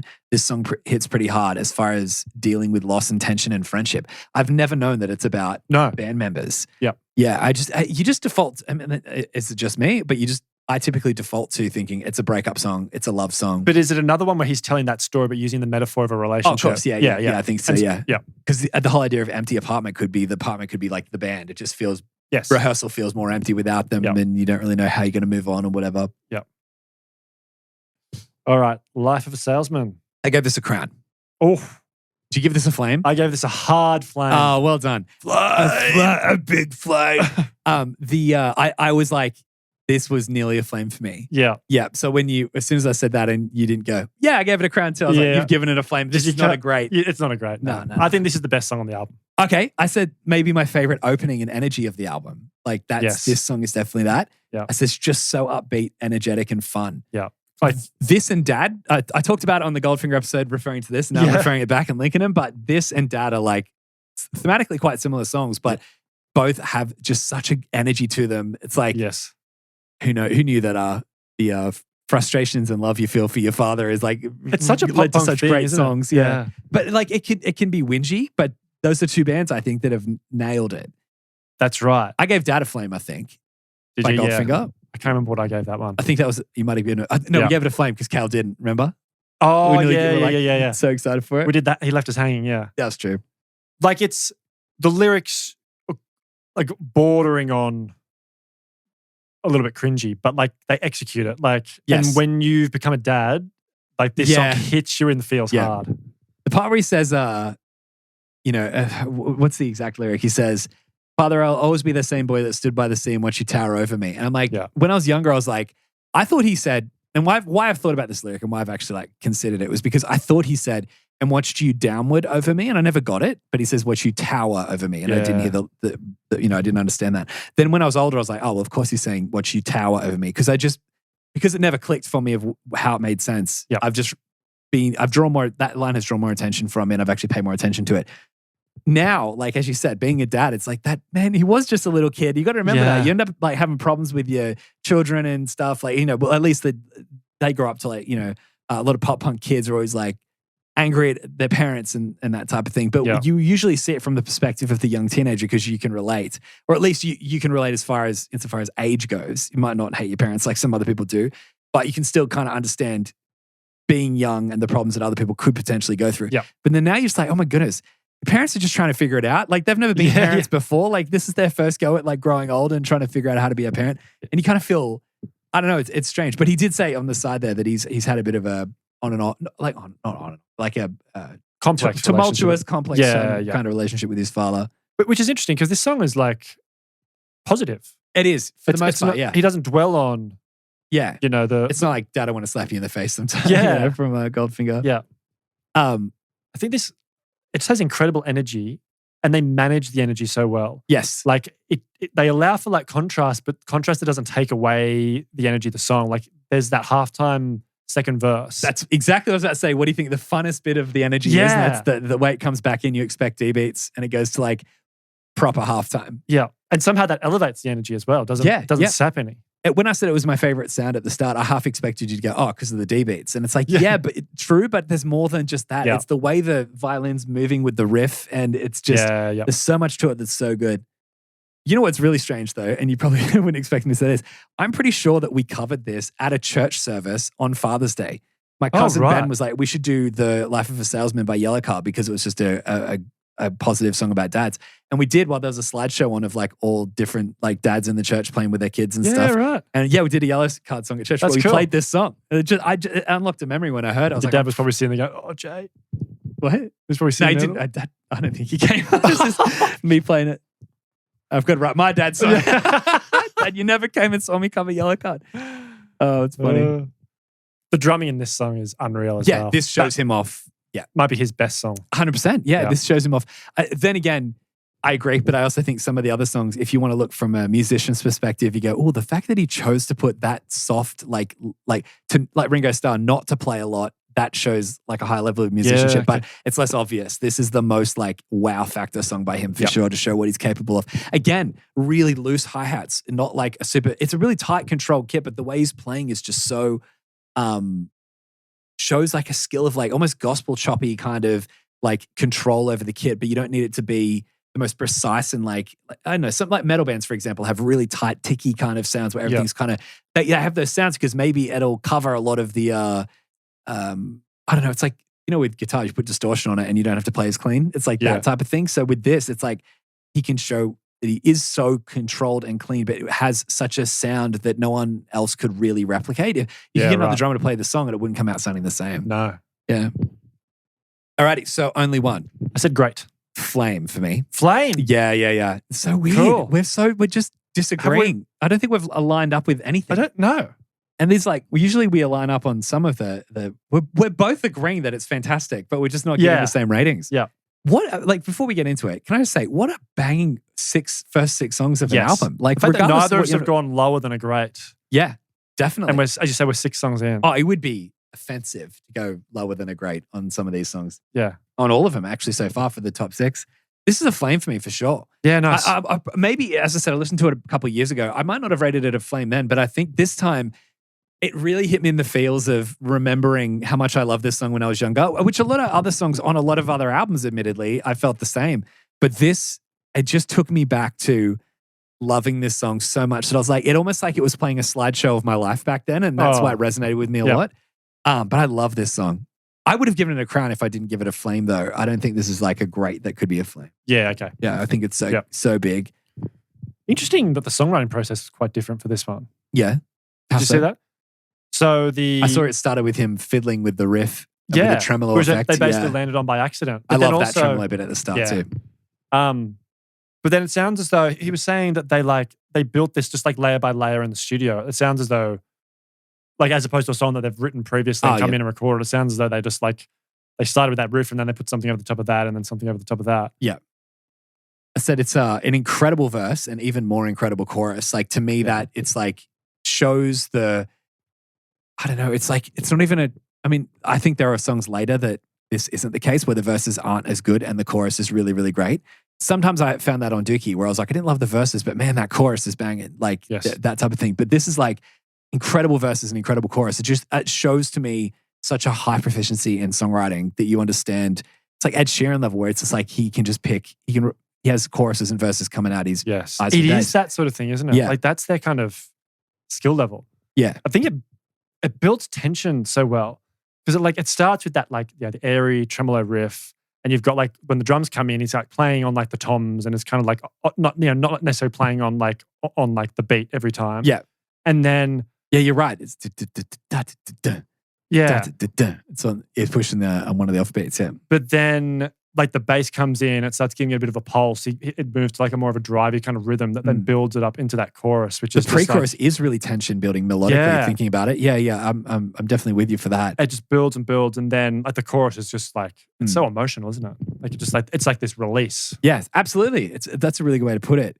I said this is where a band with a violin player shines, and that's what I was talking about earlier, where I said you'd naturally want to put strings over this song, but the fact that it's not just strings, it's a violin player playing melodies and serenading you over the top of the songs. It's like singing its own melody. And the way in the bridge of this song, where the guitar does the like singing the melody, and then the violin does the call and response, and then they go down and then with the harmony over that part too, to wrap it up, is like, that to me shows like how, even if you didn't like pop punk and you had never really heard Yellowcard, but you understood music, you'd be like, there's no denying that they know what they're doing. Like that is such high level stuff. Yeah. But then again, this is why I feel like it's such a flame for me, because the verses are killer. Pre-chorus is super effective. I don't love the pre-chorus because I don't think, as in like to say, wow, that's so catchy, but it serves its purpose of creating tension to release the chorus. So therefore it's great. Like, it's not that I don't like it. It's just that it's not like I'm going, I love that melody. Because it makes me feel uncomfortable, but that's the point of it. So it's designed that way. Yes. But then the bridge with the solos are incredible. And then the part where he sings down in the bridge, after the bridge, where he says, here I go, so dishonestly leave a note for you, my only one. I just drew a flame sign on that. And I was just it's a verse, but with the chorus melody. It's not a verse because the voice assumes so verses are a different melody. But it's a verse, you know what I mean? Like a bridge, whatever you want to call it. But it's like a verse, but with the chorus melody. It's just so sick to take the melody that everyone knows, but bring it into like the next part of the story. It really makes you pay attention to what he's saying. But and then he says, bang again, straight back into exactly. it. But he says that I so dishonestly leave a note for you. Like it's this sad, broken kind of thing. Yeah. It's like can't even say it to your face, sort of thing. It's just I don't know. It's to me, it's every part of this song for me. I nearly gave it a crown, and then the more I listened to it, I was like, "What am I doing? Like, what more would it have to do for me to give it a high rating?" Maybe I've been harsh on it, giving it only a grade. Maybe. Yeah. Actually, you changed my mind last week. Maybe this is the thing. Are we going to get a change on that? He's got such an emotive vocal style as well, doesn't he? Which I think is what shines in the bridge. Yeah. The verse in the bridge. Yeah. Did he go? He was in Newfound for a while, wasn't he? Yeah, that's right. He played. He was their rhythm guitarist and backing vocalist. And a lot of people in the comments like, "Is that Ryan from Yellowcard?" And he didn't. There was no fuss made about him. He just did his job on stage and that type of thing, which is kind of crazy. Imagine him as the backing vocalist. Yeah, but imagine being someone like him, being in your own band, and then one of you would assume his favorite bands are like, "Do you want to come and play for us?" Like, oh, what a dream! Yeah, imagine touring with Newfound. Okay, so Miles Apart. I said good for this one. Okay, I said great. It was the hardest song on the album for me to rate. All right. And I'll explain that in a little bit. Please do. Well, first of all, he says in this, which is Brian giving his feedback on this song. He says that we joke about this all the time, that Miles Apart, which is obviously this song, is definitely my least favorite song on Ocean Avenue. I don't even know how it made it on the record, to be honest. And then I was like, that's crazy to think that, I mean, he goes to explain it a bit more about saying what he likes about the songs. He says that he really likes the verse and the bridge of this song are super cool and interesting. But I don't agree with that. This is why I found it so difficult to rate it. I'll say, oh, the chorus is a banger, the verses are good, so I compromise in the middle on a great. I was like, intro is fine. I thought this was going to be a fine song when it first kind of came in. It didn't have the energy the other ones did. I said the verse is good, in my opinion. Yeah. The chorus is great, potentially crown tier of the chorus. I like it. And the bridge is great. So I was like, it just has to average out at great. But I don't love the intro and I don't love the verses. So I had to average it out because I just think that is if you look at the most of the song. Yeah. But I wasn't a huge fan of, I genuinely didn't actively like the intro and the verses that much. I was going to be a fine or a good. It's interesting about the intro, how he talks about in that little piece about how the riff, he says, it's like myfirstguitarriff.com. That was such a early 2000s expression as well. Yeah. Would you ever say that? You just add .com to things. I remember the people used to say that's the bomb.com if it was good. It's like early internet when people are nowadays people are like, what's the point? It's really funny because there's do you remember how awkward it was to actually or to admit that you use the internet? There was a period in time where it was like, now everyone just does it. But back in the day, if you talked about being on the internet, that was nerdy. That wasn't that cool. Yeah, not saying you did everything to be, you'd hide it or something like that to not be nerdy. I've just been myself my whole life, and a lot of the stuff I do would fall into the nerdy category. Same with you. But this is the thing is I remember I saw it when I was going through old DV tapes a while back. I saw a live video of one of my band's performances. And I said before one of the songs that it was we were about to play a song that we had just released exclusively on our MySpace page. And if you knew it, if you follow us on MySpace, you might know this song. But even after saying that, it's so if you follow us on MySpace, even though that's heaps that sounds heaps nerdy, you might you know what I mean? There's always that defensive kind of justifying it. There's that clip of Miley Cyrus. There's a meme years ago, which I can't remember what she said, but it was something to the effect of, I'm so nerdy, I've got to get on my computer and see if anyone's replied to my emails, and no one has replied to her emails. And that's what the funny part is. Right. But she still feels the need to justify, I'm such a nerd, I have to get on the computer. Because it wasn't just I'm going on the computer. Because a lot of people made fun of people for wanting to go online and use a computer because that was nerdy. Now all those people are the ones I think are addicted to social media, genuinely. They live vicariously through other people, and then everything has to be about social media, and they're the ones that have become so obsessed with it. But just the idea of I mean, the internet's everywhere. Like everyone's on the internet. Yeah, it's just half it's so their day normal, in some way. Screen To times think of are a up. time when it would be weird to even think twice about saying to someone, I'm going to get, like, even just the expression, I'm going to go on the internet. Like, Yeah. You had to do dial-up. Yeah. Your mum wants the phone back. No, this is my 3-hour block. Can definitely like repeat the dial-up sound because you've heard it that much. It's like I definitely could do it. I did say though that coming back to this song, I said this is boring compared to the rest of the album, except for the chorus. It's banging. But that was my thought. So it's a bit boring. It's like, this is definitely not a bad song. No. It's just a little bit bland or vanilla, I guess, compared to the other songs on the album. Why I feel a bit conflicted rating it a great, because typically it's like very much like built into the human psyche to look at negatives over positives and to remember negatives more than positives. But that's what I have to keep reminding myself, because I immediately go, yeah, but the verses are fine. Like, the intro is fine. The verses are good. Why am I giving it great? But then the chorus comes in, you're like, oh, okay, I love this bit. And then you forget about it immediately as soon as another verse comes in. You're like, oh, why am I giving this a great? But it does. It makes the most rational sense for me to rate it a great. That's very typical Jayson, overthinking. Yeah. Bit nerdy. Sorry. Why don't you go on the internet? Tell us all about that. But yeah, but I don't understand it because everyone loved going on MSN. I was even on, before MSN, I used to, when I was like 12, use ICQ. I've never even heard of that. Oh, it was like a messenger. I remember at school one time, people were talking about getting on a messenger. I was like, you've got to use ICQ. And people were like, oh, you should use MSN. Everyone's using MSN. I was like, use ICQ. It's way better. ICQ allowed you to like, there's heaps of cool stuff you could do. Customize, like when you sent a message, the background of it and the text color, like there's way more. You could customize so much more. ICQ was sick. But then, the real ones out there who listen to it would know. And they go, oh yeah, ICQ is the best. But I lost that fight because everyone just used MSN and I ended up quitting ICQ. No point being on there. There's no one to talk to on there. I only had like 4 people on there anyway. It was like my cousins and stuff. It was purely just like a demonstration of technology. It was like, can you believe that we can message each other? One thing that was a little bit problematic, and maybe there's a lot of reason why people didn't want to go to ICQ, is that you wouldn't just type a message and hit send and it pop up. Like as you were typing, it would show in the chat of like what you were typing, sort of thing, like as you were typing it. So like live. Yeah, you couldn't like prove, which is incredible at the time. This is like 1996, 97, I think. But like a lot of people would want to write their message before they send. 23. I gave this a good. I gave it a good as well. Yeah. There we go. Here we go. Finally, 8 tracks in. I said it's a good song that would probably be a fine if it wasn't for the production, performance, and musicianship. Which I talk about that. Point. I feel like that definitely like levels it up for some bands. They just sound so good. Yeah. A band like that is Motion City Soundtrack. They just sound so good that they could kind of release a worse song than another band and it'd still be rated, in my opinion. I'd like it more. I think the fact that it's like a D-beat song as well brings another great example of the drummer's endurance and skill. Different vocalist, right? Or at least part of the song. I think vocalist. Is that the violin player? Is that him like That's leading a him, song? okay. I would think so. Yeah. Yeah. That makes sense. Interesting. The chord progression is very cool.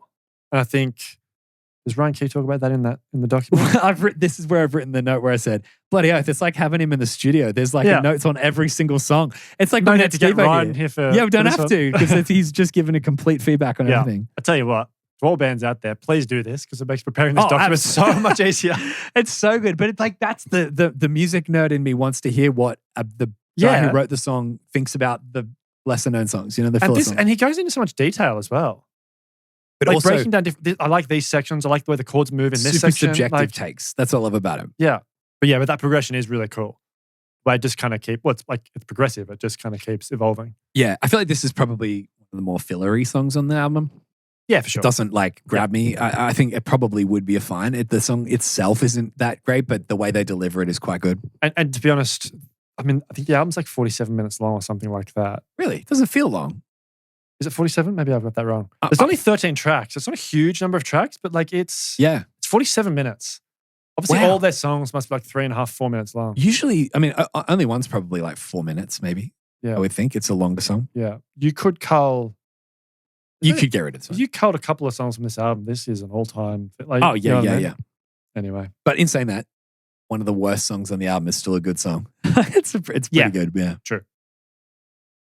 Alrighty, so View from Heaven. I said fine. I said fine too. I just said the worst song on the album is a good, and its next song's a fine. As soon as you said that, I thought, oh dear. So we both connected with this one as well. But finally, because 8 songs now, we're perfectly in sync. Yeah. I didn't expect that from you. Really? I love how we like tell each other what we like. Yeah. This is good. This is Yeah. an interesting development on this podcast. Well, I just didn't Why didn't you expect think I would only give this a fine? Or did you think I would go lower than a fine? I thought I was like the outlier in my opinion of this being a fine. I felt like it'd be like, oh, most people think this is a good or a great song. Like, why do you think it's a fine? I didn't expect it to be kind of more, I'll say universal in the survey size of us two in this room. But, in that sense that I didn't think that it would be a shared thing. I thought I would be the outlier. Okay. Why is it a fine for you? For me, it's a bit boot scooting. Yeah, Yeah, it's like when I first heard this on the album for the first time, I remember being like, "Why? Like what?" Yeah. It's like full country. Like it feels like it's very boot scooting. I said, I know this will make a lot of Yellowcard fans mad, but this song just doesn't do it for me. That's the thing. Yeah. I think one of the reasons why maybe you were thinking like more general, like it would be more universally loved is because thematically it's obviously one of the more personal songs on the album. Good point. And like it is obviously... We hate songs that are written I know. about... Like, and I feel bad every time. Every single time that there's like a really heartfelt kind of song dealing about death and loss where I was like, fine. Like, every time. We've never rated one high, I don't think. But you know what? Like it has that kind of like kitschy vibe at times. And then the chorus where it kind of hits home, or like it brings home the emotional side to the song, it just falls a bit flat for me.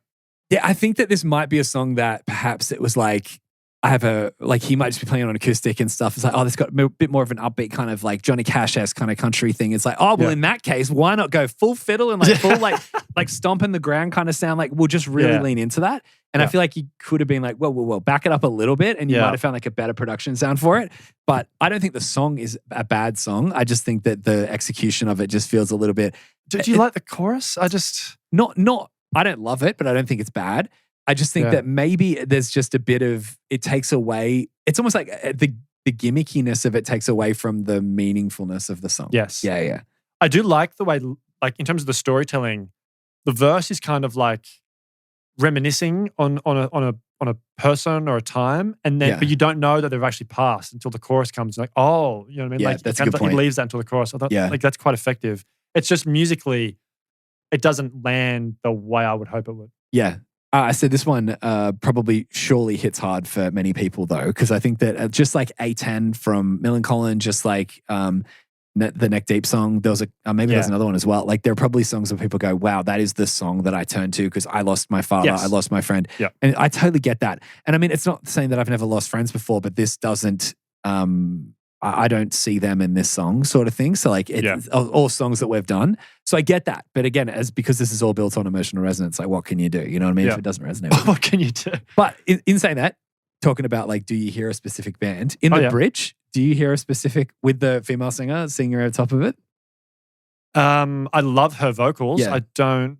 To me, it just reminds me of Straight Outta Run. Remember them? Oh, yeah, I do. John, what's his name? John Nolan, the guitarist from Taking Back Sunday. And his sister or someone else's? Was it Michelle? Was that her name? Michelle Yes, Nolan? Michelle. Yeah, but they did remember that? Everyone just thought she looked like her, yeah. She came to school and met two weirdos who started, like, first day telling her she looked like someone from some band. She must have been like, what the fuck? And then she started dating one of our friends. It was like, so funny to think that like her coming to the school being like, geez, I hope I meet people that like, don't make a big fuss. I just want to blend in without getting called out. Wow, you look like Michelle Nolan from Straight Outta Run. We meant it as a compliment. Like we weren't like true. ragging on her. That's funny. I forgot about that. But they were good when they did that EP thing, Existentialism on Prom Night. And there's a couple other ones too that they did that were really good. I liked, I really listened to them back in the day, not just for the single. I really got into their EP. Like 2004, I think, like, because they did do a full length album, I'm pretty sure. Eventually. Was there one with like there's like a bed in a room that's like floating or something? Is that the full length or is that the EP? Oh, maybe that's the EP. I'm not sure. I'm going to listen to that. They were good. When the sun came up, we were sleeping. Yeah, it's so good. That to me, that showed off John Nolan's. Do you remember the other person we tried to get into them? No. There's another girl at school. We were like, you would really like this band. So I give ever a witness protection on here, so you can say the name. I'll be. Oh yeah. Because she had a really cool taste in music. I remember and I were in science. I remember like we'd be telling her about Straight Outta Run. I'm sure. All right. Yeah. Did she ever get into them? I'm pretty sure she did. Inside Out. I guess it's good. So did I. All right. Oh, look at that. Are we now perfectly in sync? Yeah, we definitely are. Like the last 4 songs? Well, 3 songs. 8, I think. Yeah, so 3.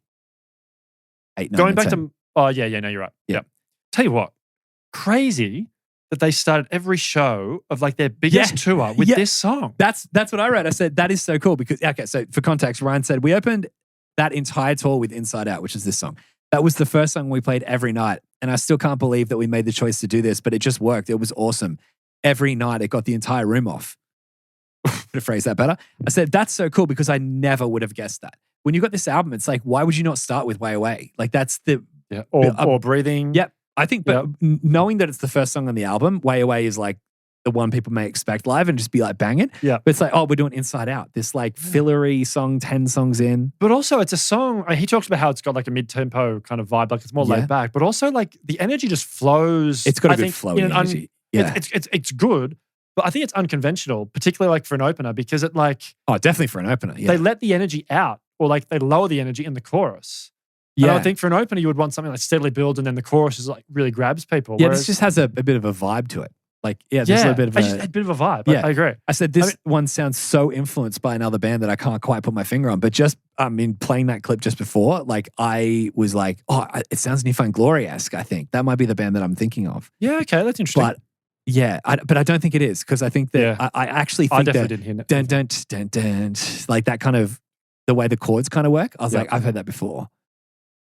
So have you? Okay. Not to say because I was going to say, I think the chorus is like super interesting and original. I don't think I've heard another chorus like that. The verses. Oh, the verses. Yeah. Right.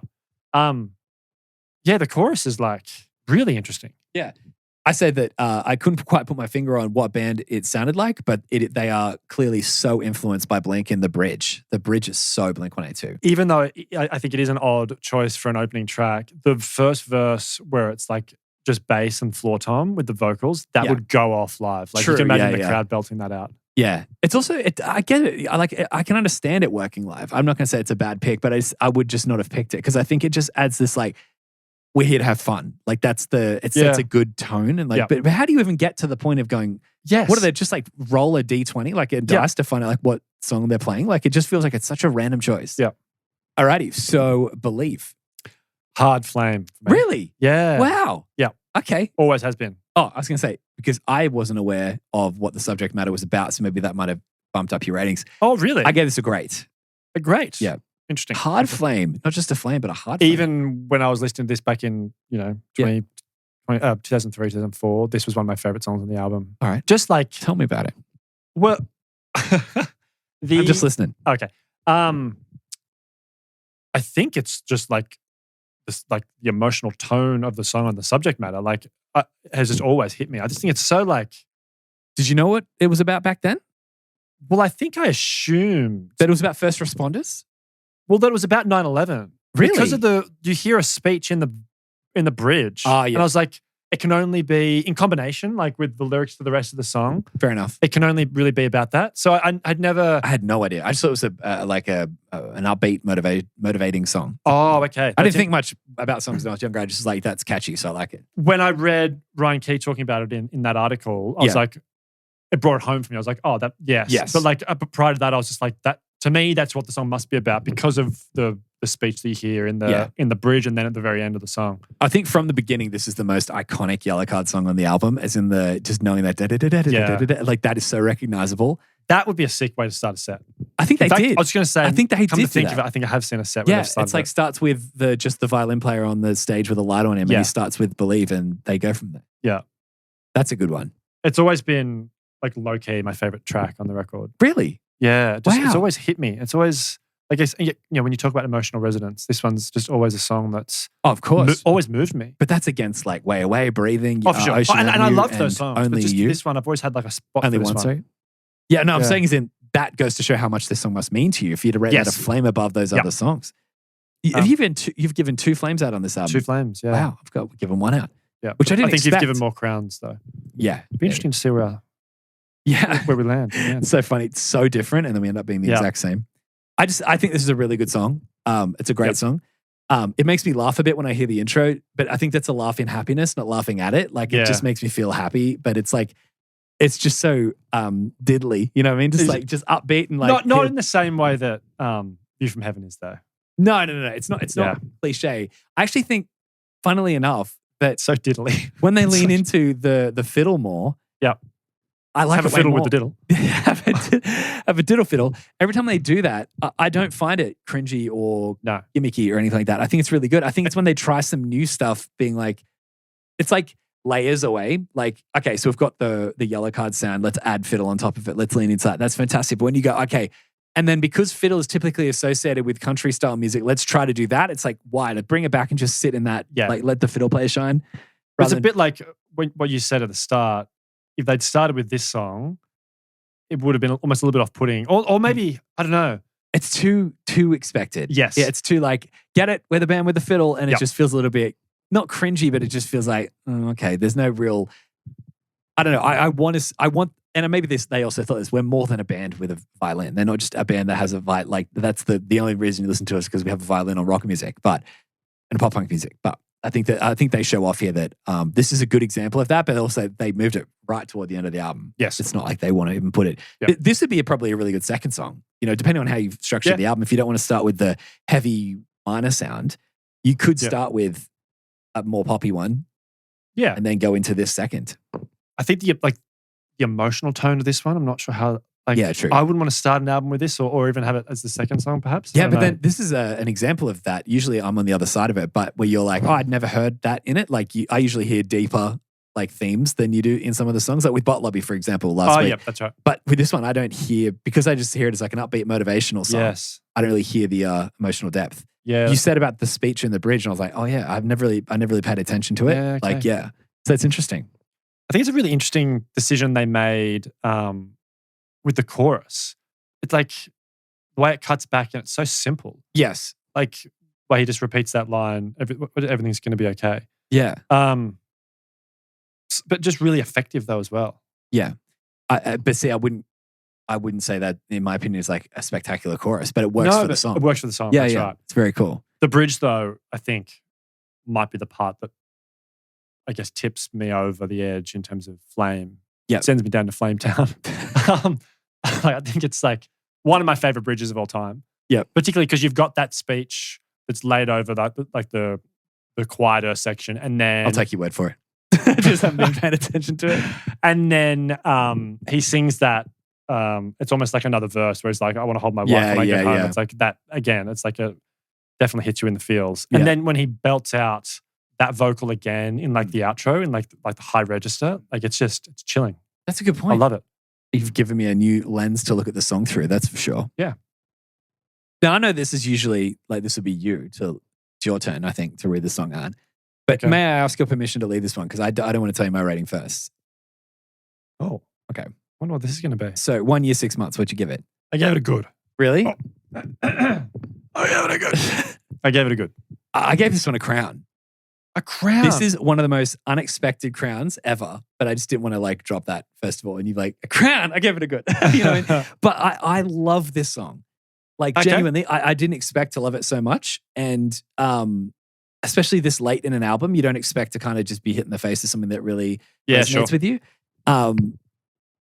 It's just like, it's almost a totally different sounding song, but like on the starting line, there was that one that they did. What's that song called? An afternoon something, or I don't know. I get rated at a crown. Afternoon's Delight. But there was a song, I can't remember what it's called. I sound so silly now saying that, because it definitely wasn't that. But there was a song on there that just really hit me in the feels, and I thought that was a really good one. I ended on up the starting line. Yeah.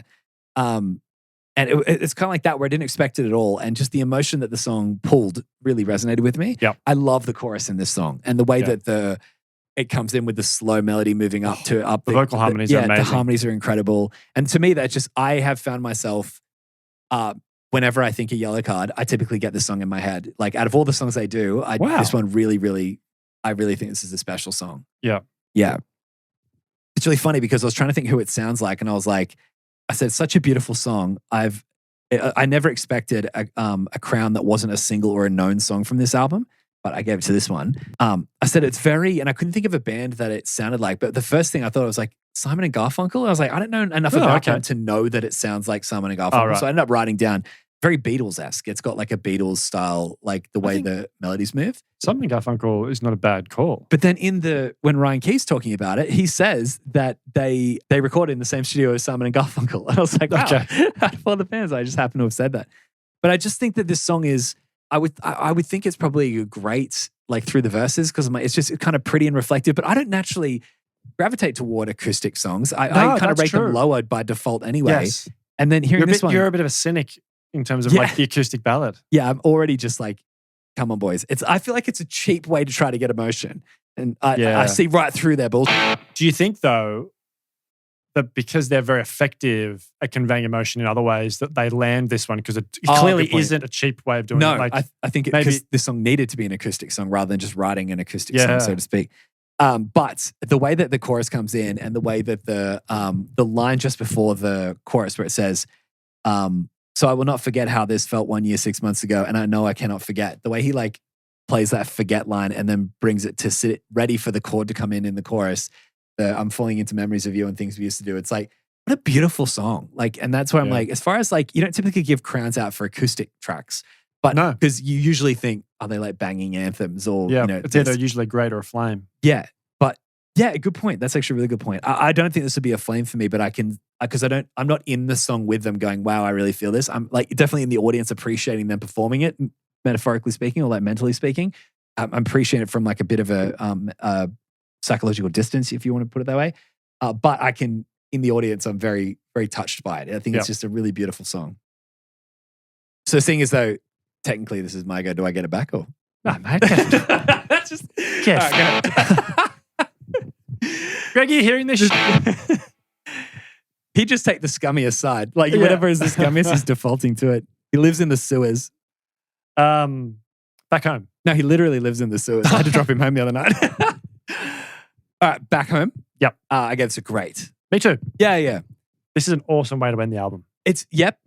But it's when the chorus comes in, that's what solidifies it as a great. Hey, like I think that chorus is really good. I just think it's great all the way through. Yeah. That like the guitar tone at the start. Yeah. Oh. What does that remind you of? Riff, tone, everything, vibe, everything. Sounds like it could be just like plucked straight from it. For me personally, it's Deja Entendu by Brand New. It's got that Deja Entendu style like riff and the dark kind of way the riff moves. Yep. In terms of the sound of guitar, I was almost thinking like Pieces by Sum 41, but like it's very different sort of riff. But like it's like musically, it's a great way to wrap up the album. Yes. But thematically as well, how like it echoes like the first song is about going away, and then this is about like missing some of the things you've left behind. It's like lyrical and auditory closure. Yes. The album, and which is what the closer should do. Yeah. Closer should provide closure. Yep. There we go. Absolutely. It says, according to Wikipedia, this song is about all the things a person leaves behind in the opening track, Way Away. That's what I was trying to say before to another song. I forgot it was this one. Yeah. I thought, wow, that's awesome. Like, what a cool idea of like, you're starting with something and then you're ending with a new perspective on the thing you started on. Yes. It's like you go through an arc through the album. So nice that it echoes their history a little bit as well. Like they moved from the East Coast to the West Coast to they pursue their career. And obviously their career, I mean, obviously it worked from a career point of view, but there's still things that they long for back home. Yeah. He says this in his description of this. We've got the ghost of Ryan in the studio with us, giving all these pointers. He says, feels like a closer. It's the song that's supposed to end the album. I'm like, yeah, it wouldn't go anywhere else. And it's like one of the best. If we talk about great openers, this might be like, if we did a closer draft, this would be a great choice for that because it does everything a closer needs to do. Yeah. I said right down to like the last moment of the song. Write that down, Jayson. We should be doing a closer draft. Write down that idea. That is a great idea. Right down to what we said. The way, like the last moment of the song where it goes back to that the same guitar. Riff. That gives you chills a bit. Like the way that it comes in, you don't expect it. You've heard it in the start, you almost forgot about it, and then it comes back in at the end, and you're like, oh wow. Oh, you know what almost reminds me of a little bit is the closer to DTLI. Oh yeah, good point. It kind of ends in a similar sort of way. Yeah, it does. It has that same kind of breath out, like it taking, like finally exhaling. Yeah. It reminds me a little bit melodically of Finch in the verses. Like, which I thought was a strange one as well, but I thought that was cool. Yeah, I just think that the chorus is so sick. And when it comes in, I'm like, oh, I didn't expect this chorus, but it's almost like when you hear the riff and you hear that first verse, you think, oh, where did Yellowcard go? This feels a little bit like outside of everything else I've heard on this album. And when the chorus comes in, you're like, oh, there they are. And it's bigger than ever. Yep. I love the line that says, another sunny day beneath this cloudless sky. Sometimes I wish that it would rain here. I'm like, that's such an interesting twist of like, everyone makes out that like perfect weather is the perfect situation. It's where you need to be. But he's like, I kind of wish it would rain. Like, I don't, it's like this twist on like like metaphorically talking about a perfect life, which also I think ties a lot into his perspective through a lot of the other songs as well. And I know that line then goes straight into "and wash away the West Coast dreaming from my eyes." But the way that he delivers that line, there's a bit of a gap there. And I went, wow, what a cool, poignant line.